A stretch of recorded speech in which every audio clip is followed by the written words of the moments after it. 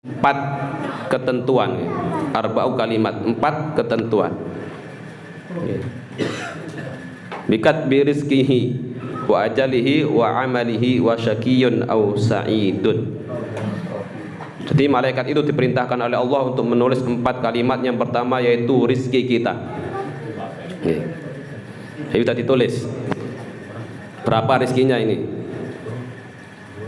Karena dikatakan tidaklah orang itu meninggal kecuali rizkinya sudah habis, sudah dimakan semua. Makanya kan kalau orang sudah kena penyakit gitu, contoh kayak kena diabetes, enggak boleh makan gula, berarti kan rizkinya sudah dikurangi. Atau orang yang terkena penyakit lainnya enggak boleh makan ini, enggak boleh makan, sudah dikurangi, rizkinya dikurangi.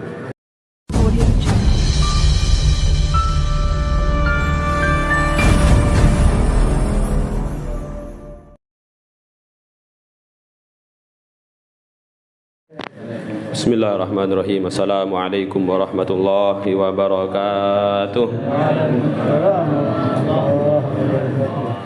Bismillah, alhamdulillah, wassalatu wassalamu ala rasulillah Sayyidina Muhammad ibn Abdillah wa ala alihi wa sahbihi wa mawalah. Subhanaka la ilma lana illa ma 'allamtana innaka antal alimul hakim.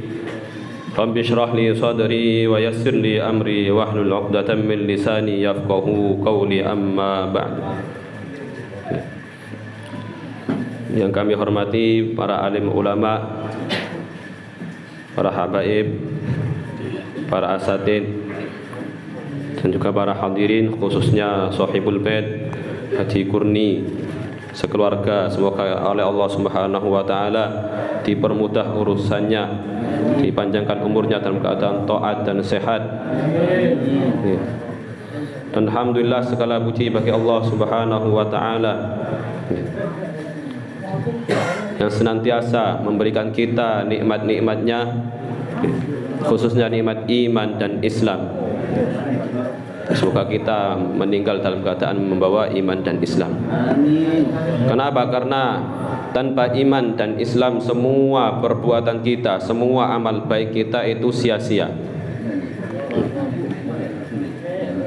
Dan semoga salawat dan salam tetap tercurahkan kepada baginda Nabi Muhammad sallallahu alaihi wasallam, yang mana berkat beliaulah kita ini menjadi sebaik-baiknya umat.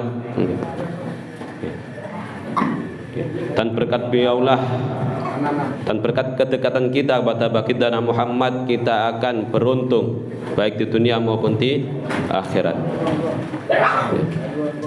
Dan alhamdulillah kita berkumpul di tempat ini, di majelis yang penuh barakah ini. Tidak lain, ini telah ditakdirkan oleh Allah, dan ini ada hubungan erat nanti perkumpulan kita di akhirat bersama baginda Nabi Muhammad sallallahu alaihi wasallam.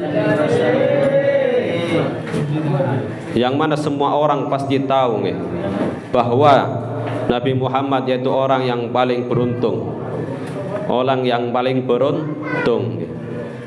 Semuanya bakal tahu. Kenapa? Semua bahkan para nabi juga mencari Nabi Muhammad.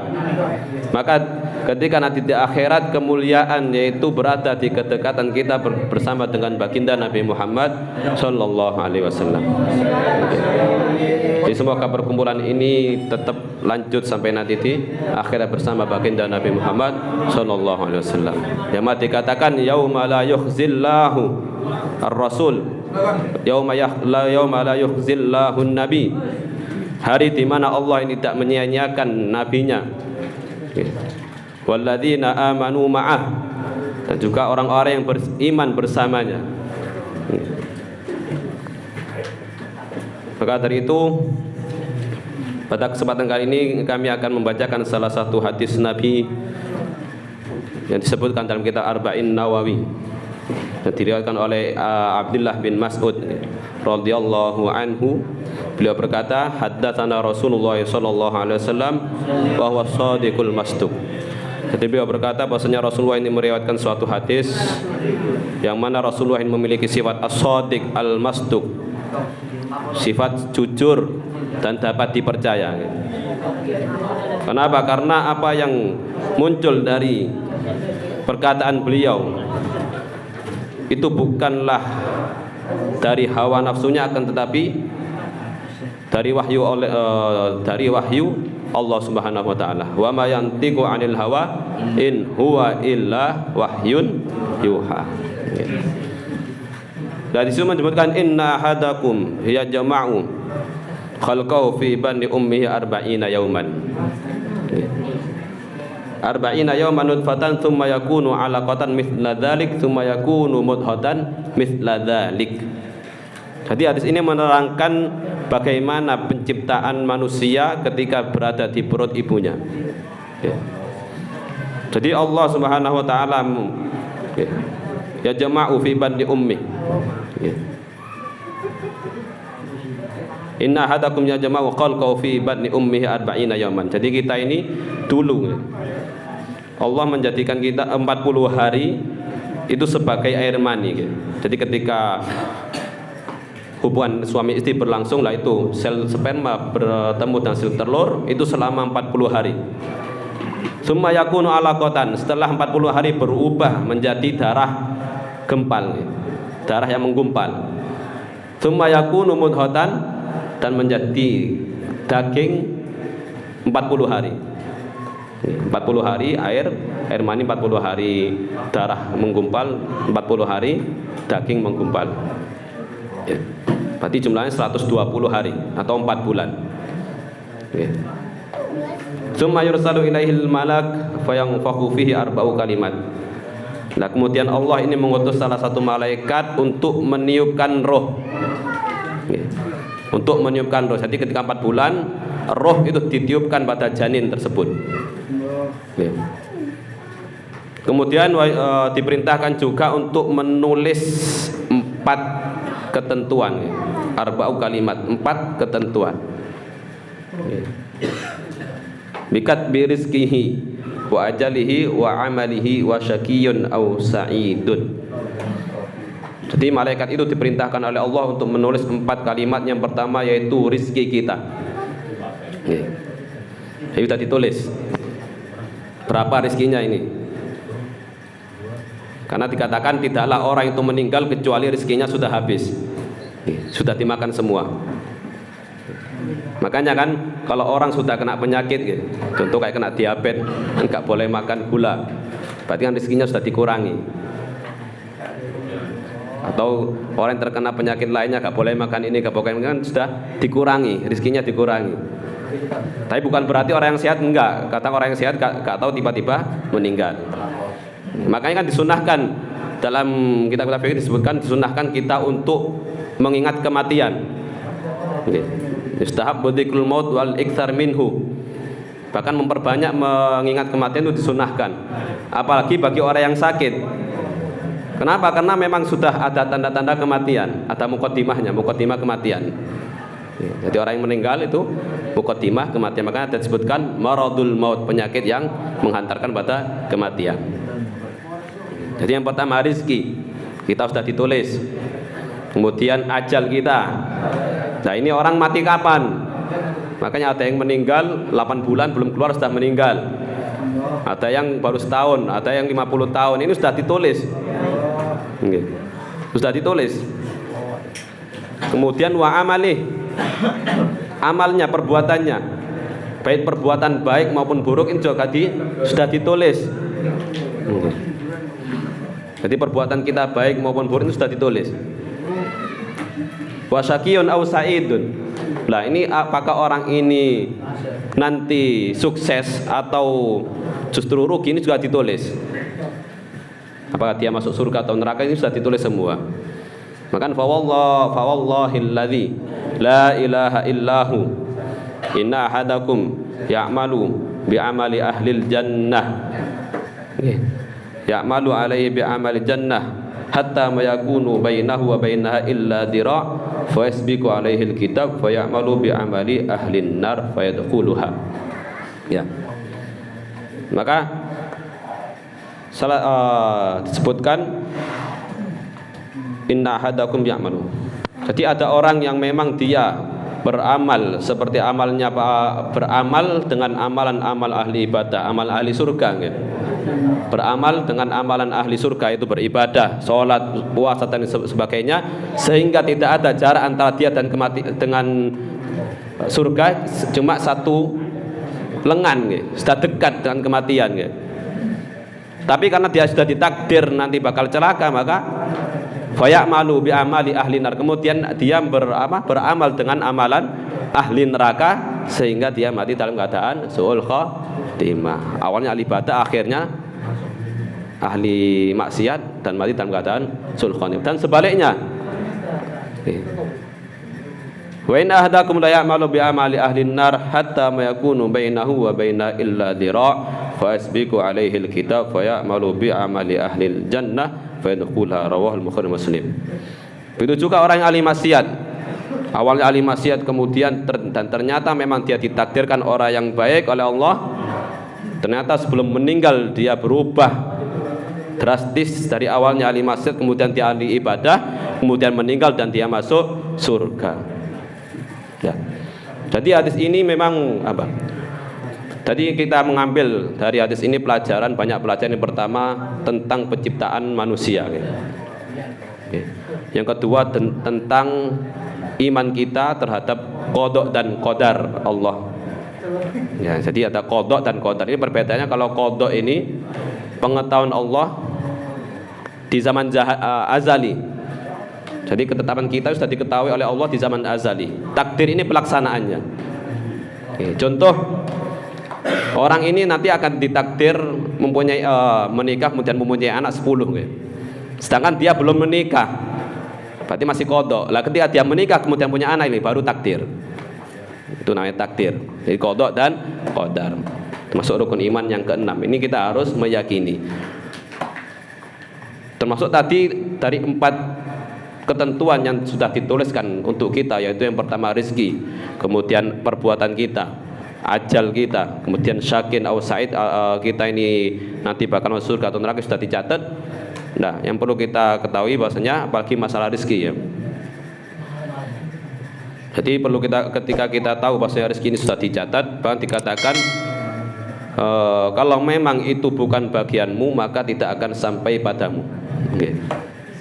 Dan sebaliknya, kalau memang itu sudah jatahmu maka bagaimanapun caranya akan sampai padamu. Karena memang kalau kita kesalahan kita itu rezeki yang sudah ditetapkan oleh Allah, kita mati-matian mencarinya.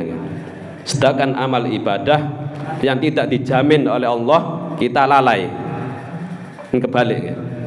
Rezeki yang sudah dicatat, sudah ditakar, gak mungkin lebih, gak mungkin kurang, kita mati-matian. Sedangkan amal ibadah yang tidak ditentukan oleh Allah, kita lalaikan.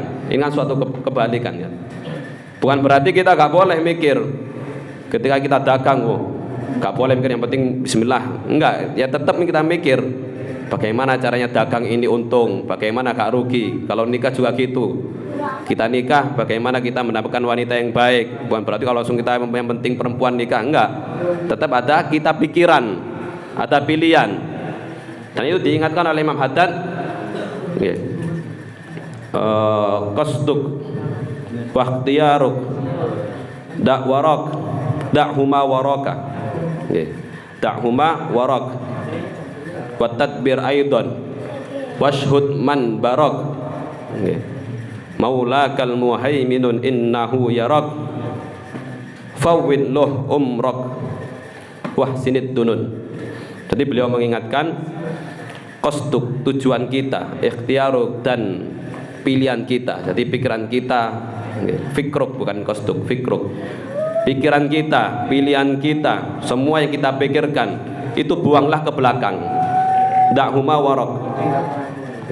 Maksudnya apa? Jangan jadikan itu prioritas utama, jangan jadikan hal itu pikiran utama kita. Bahkan sampai sholat mikirkan dunia, majelis mikirkan dunia, mikirkan bagaimana nanti untuk, ya kan?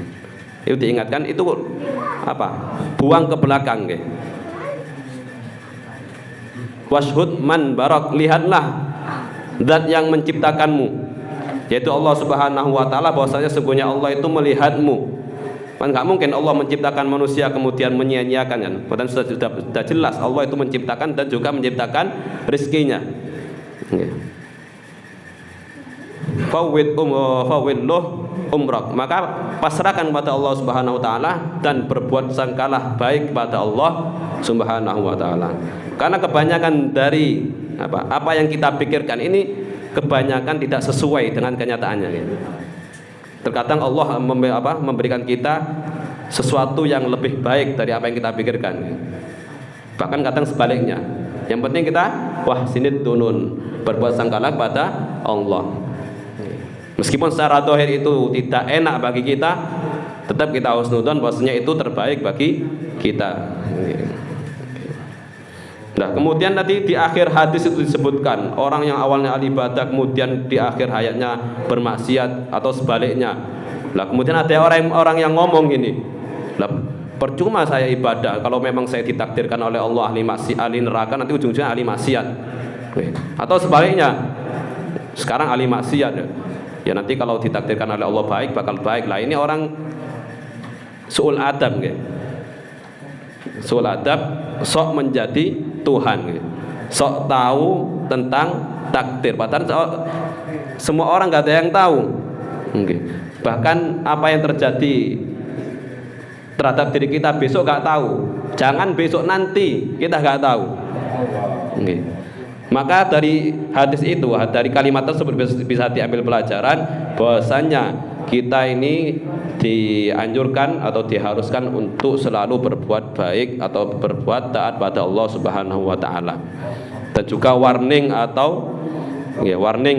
jangan sampai kita berusaha sekuat tenaga jangan sampai bermaksiat pada Allah. Karena apa? Ditakutkan ketika kita bermaksiat Allah mencabut nyawa kita. Sehingga awalnya kenapa seperti itu? Karena orang yang bermaksiat dikatakan la yazni azani hina yazni wa huwa mu'min wa la yasrik as-sariqu hina yasrik wa huwa mu'min. Jadi orang yang berzina itu bukan tidak beriman. Betul juga orang yang mencuri, ketika dia mencuri tidak beriman. Maksudnya bukan berarti dia itu tidak beriman, tapi imannya digantung oleh Allah. Imannya digantung, nanti kalau dia balik lagi baru dikembalikan imannya. Makanya ketika dia maksiat kemudian ditakutkan Allah mencabut nyawanya sehingga dia mati dalam keadaan su'ul khotimah wal iyadu. Ya, jangan sampai. Jadi semoga kita selamat dunia akhirat dan tidaklah meninggalkan dunia ini kecuali kita membawa iman pada Allah Subhanahu wa taala. Kalau nabinya mohon maaf. Kalau memang ada kata-kata yang maaf kami minta maaf. Ada kata-kata yang keliru kita minta maaf. Assalamualaikum warahmatullahi wabarakatuh.